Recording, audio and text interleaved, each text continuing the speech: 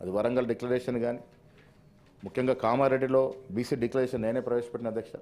ఇవాళ నా భూతో నా భవిష్యత్ దేశ చరిత్రలో, స్వాతంత్ర భారతదేశ చరిత్రలో కుల సర్వే జరపడం అనేది ఒక చారిత్రాత్మక అధ్యాయం అధ్యక్ష. ఏ రాష్ట్ర ప్రభుత్వం కూడా చేయలేనటువంటి సాహసం ఇవాళ కాంగ్రెస్ ప్రభుత్వం చేపట్టింది. బీహార్లో, కర్ణాటకలో కుల సర్వే జరిగినప్పుడు కూడా అధికారికంగా టేబుల్ చేయలేని పరిస్థితి. ఇవాళ కుల సర్వే చేయడమే కాకుండా దాన్ని టేబుల్ చేసినటువంటి పరిస్థితి, ఆ ఘనమైన చరిత్ర.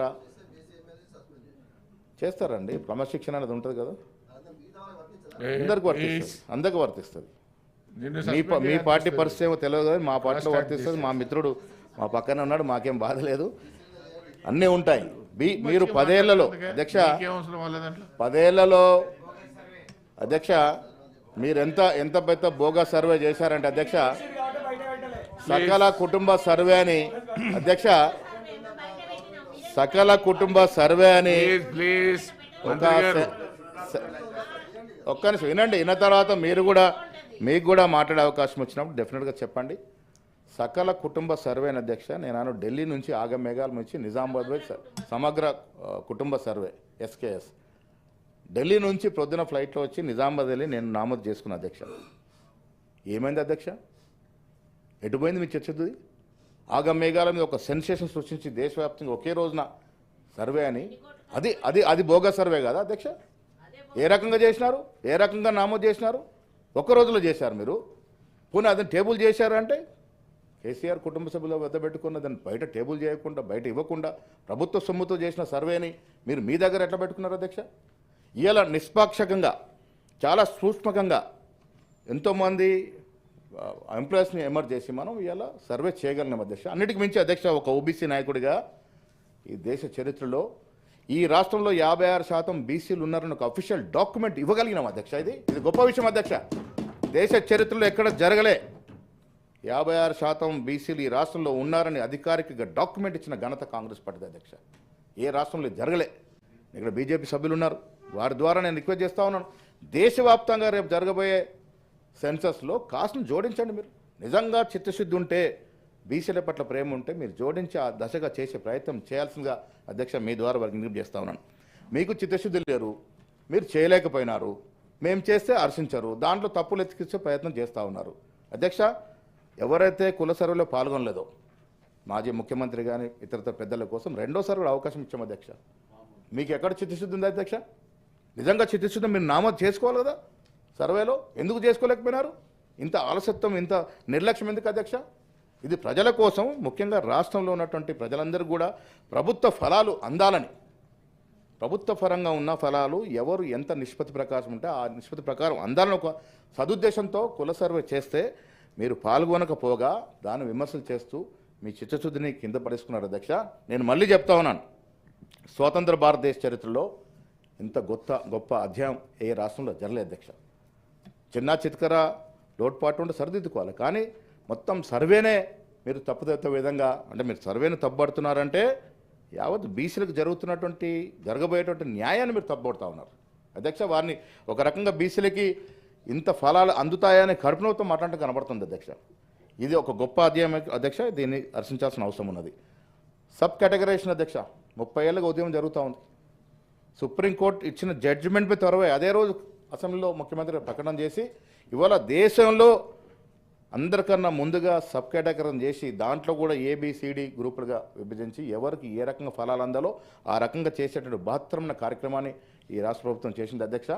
14 మాసాల్లో జరిగిన అభివృద్ధి మీ 10 ఏళ్ల పాలనతో పోల్చుకుంటే చాలా మెరుగైన ఫలితాలు ఇవాళ మేము ఇవ్వగలిగినాం. అన్నిట్లో చూసుకోండి అధ్యక్ష, ఉద్యోగాల్లో కానీ, రైతులటువంటి సంక్షేమంలో కానీ, బీద ప్రజానికి అధ్యక్ష 10 ఏళ్ళు డైట్ ఛార్జెస్ పెంచలేని పరిస్థితి. ఎవరుంటారు అధ్యక్ష? బీసీ హాస్టల్లో, ఎస్సీ హాస్టల్లో ఎవరుంటారు? తల్లిదండ్రులు పాపం పోషణ పరిస్థితి ఉంటే వచ్చే హాస్టల్ ఉంటే వారికి 10 ఏళ్ళలో మీరు 10 ఏళ్ళలో దయదాల్చాలి మీరు వాళ్ళని. ఇలా 40% ఏంటి అధ్యక్ష, 200% ఏంటి అధ్యక్ష డైట్ ఛార్జెస్, కాస్మెటిక్స్, పిల్లల బాగు కోసం చేస్తున్నాం అధ్యక్ష. ఇంత ఆర్థిక నిర్బంధం ఉండి ఇవాళ అప్పుల గురించి మరి మాట్లాడుతూ ఉన్నారు. కేసీఆర్ గారు అంటే నాకు కూడా గౌరవమే. నిజంగా ఉద్యమం చేసిన రోజుల్లో ముఖ్యమంత్రి అయితే చాలా దూరదృష్టితో ఈ రాష్ట్రాన్ని ముందుకు తీసుకుదామనుకున్నాం. కాళేశ్వరం ప్రాజెక్టు ఏ రకంగా కట్టారు అధ్యక్ష? ఎవరికి ఉపయోగపడుతుంది అధ్యక్ష? కాళేశ్వరం ప్రాజెక్టు ఏ రకంగా ఉపయోగపడుతుంది? ఇవాళ మీరు ఇచ్చిన లెక్కల ప్రకారమే ఒక ఎకరానికి నీరు పారేయాలంటే సంవత్సరం కింద మీరు అధికారులు ఉన్నప్పుడు ఇచ్చిన లెక్కల ప్రకారం 50,000 రూపాయలు అవుతుంది. ఎన్నిసార్లు ఎత్తిపోస్తే మల్లన్న సాగర్ నీళ్ళు వస్తాయి అధ్యక్ష? కాళేశ్వరం నుంచి ఎన్నిసార్లు ఎత్తిపోస్తే మల్లన్న సాగర్ నీరు వస్తాయి? ఏ దురదృష్టం ఈ ప్రాజెక్టు కట్టినట్టు 1,20,000 కోట్లు అప్పన్నంగా గోదావరి నదిలో పోషిస్తారు. కొన్ని దానితో ఏమన్నా ఫలితం ఉందా అంటే సున్నా. బీటలు వారిపోయింది మేడిగడ్డ. అధ్యక్ష, నెహ్రూ గారు దురదృష్టితో కట్టినట్టు ప్రాజెక్టు మన రాష్ట్రంలో పోచంపాడు శ్రీరామ్ సాగర్ కానీ నాగార్ సాగర్ కానీ ఒక గీత బల్లే అధ్యక్ష, 70 ఏళ్లలో ఒక గీత బల్లే ఏ రకంగా నాణ్యత లోపంతో కట్టడం వల్ల ఇవాళ కుంగిపోతా ఉన్నాయి బ్యారేజ్లు. కుంగిపోలేదంటారు. ఒక ఇంటికి అధ్యక్ష ఒక పిల్లర్ కుంగితే ఆ ఇల్లు ఉంటుంది అధ్యక్ష, మొత్తం ఇల్లును సమకూర్చాల్సిందే. అలాంటి నాణ్యత లోపంతో కట్టి ప్రజల సొత్తుని దుబారా చేసి లక్షల కోట్లు ప్రాజెక్టుల పేరు ప్రజల్ని నమ్మబలికి డబ్బులంతా కూడా వృధా చేసినట్టు ఘనత గత పాలకులు అధ్యక్ష. ఇవాళ 1, 2 కాదు, అన్ని రంగాల్లో కూడా జరిగిన తప్పిదాలని సరిదిద్దుతూ ఆర్థిక నిర్గం మీరు అప్పుడు చేయాలన్నారు అధ్యక్ష. శుతిలేని సంసారం, శుతినోడి సంసారం నడిపితే ఒక లోన్ తెచ్చుకోవాలంటే పేయింగ్ కెపాసిటీ దృష్టిలో పెట్టుకొని లోన్ తెచ్చుకుంటాడు.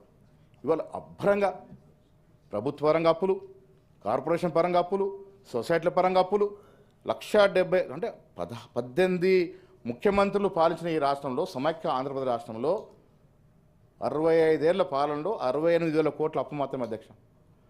10 ఏళ్లలో 6,20,000 కోట్ల అప్పు తీసుకొచ్చి ఇలా వాస్తవం కూడా పెద్దలు జీవన్ రెడ్డి చెప్పినట్టుగా నెల కాగానే రిజర్వ్ బ్యాంక్ మనం ఒప్పుకోకపోయినా మన అకౌంట్ నుంచి 6,500 కోట్లు పోతా ఉన్నాయి అధ్యక్ష. మరొక 6,500 జీతభత్యాలు, 5,000 చిల్లర కోట్లతో రాష్ట్ర ప్రభుత్వం నడుస్తూ ఉంది. కిందిది మీది చేసినా, మీది కింది చేసినా, ఇంత ఇబ్బందికరమైన పరిస్థితి ఉన్నా ఎక్కడ కూడా మేము గత ఎన్నికల ముందు ఇచ్చిన వాగ్దానాలను జారబెట్టకుండా చాలా జాగ్రత్తగా ఇంత ఆర్థిక నిర్బంధం కష్టమున్నా మేము ఇచ్చిన మాట కింద పాకూడదని మెల్లమెల్లగా అన్ని కార్యక్రమాలు ఇచ్చుకుంటా పోతా ఉన్నాం అధ్యక్ష. ఇంకా 4 ఏళ్ళు ఉంది అధ్యక్ష మాకు. మీరు 10 ఏళ్ళు ఏం నడిపినారు అధ్యక్ష? శాంపుల్ సర్కార్ నడిపినారు. జీవన్ రెడ్డి మాత్రం గోల చేస్తూ ఉన్నారు. దళిత బంధు ఎక్కడ ఇంట్రొడ్యూస్ చేశారు? ఎప్పుడు ఇంట్రొడ్యూస్ చేశారు అధ్యక్ష? ఎక్కడ ఉప ఎన్నికలు జరిగితే అక్కడ ఒక స్కీమ్ ఇవ్వడం, ఒక శాంపుల్ ఇచ్చి శాంపుల్ సర్కార్ నడిపారు అధ్యక్ష. హుజురాబాద్లో ఎన్నికలు జరిగితే దళిత బంధు ప్రకటించారు. ఎన్ని కుటుంబాలను ఆదుకున్నారు అధ్యక్ష దళిత బంధు ద్వారా? బీసీ బంధు అన్నారు, దాన్ని ఊసే లేదు. ప్రతి ఎన్నికకు ముందు నిరుద్యోగ భృతి అనేవారు, ప్రతి ఎన్నికకు ముందు ఉద్యోగాలు అనేవారు. ఎన్ని ఉద్యోగాలు ఇచ్చారు అధ్యక్ష? అసలు తెలంగాణ కోరుకుంది ఉద్యోగాల కోసం కదా, అంతమంది ప్రాణాలు బలిచ్చింది ఉద్యోగాల కోసం కదా. మా తెలంగాణ మాకొస్తే, మా ఉద్యోగాలు మాకొస్తాయని. ఒక కుటుంబంలో ఒక ప్రభుత్వ ఉద్యోగం వస్తే ఆ కుటుంబం ఎంత సుఖంగా ఉంటుందో మనకు తెలుసు అధ్యక్ష. ఎన్ని ఉద్యోగాలు ఇచ్చారు అధ్యక్ష? కాంట్రాక్ట్లో ఉద్యోగాలు వేయలేని పరిస్థితి, అవుట్సోర్స్లో ఉద్యోగాలు వేయలేని పరిస్థితి, ప్రభుత్వ పరంగా ఉన్న సంస్థలు నిర్వీర్యం చేసిన పరిస్థితి, యూనివర్సిటీలు వీసీలు. అసలు విద్య లేని ప్రపంచం లేదు అధ్యక్ష. చదువుకోకుండా ప్రపంచం లేదు, ప్రపంచం అంధకారం. అలాంటి యూనివర్సిటీలకు వీసీలు లేకున్నట్టు కొన్ని ఏళ్ళు గడిపినటువంటి పరిస్థితి అధ్యక్ష. ఇప్పుడు మహిళా సోదరి ఉంది, 5 ఏళ్ళు ఒక మహిళ కూడా మంత్రి లేకుండా మంత్రివర్గం నడపగలిగినంటే శభాష్ అధ్యక్ష. ఈ దేశ చరిత్రలో ఎవరు నడపలేకపోవచ్చు. అది ఆ క్రెడిట్ కేసీఆర్కే పోతుంది. ప్రతి దాంట్లో కూడా అధ్యక్ష హంగు ఆర్భాటం, ప్రచారం, శాంపుల్ ఒకటి చూపెట్టినట్టు చేయాలా, తర్వాత నిర్వహణ చేయాలా.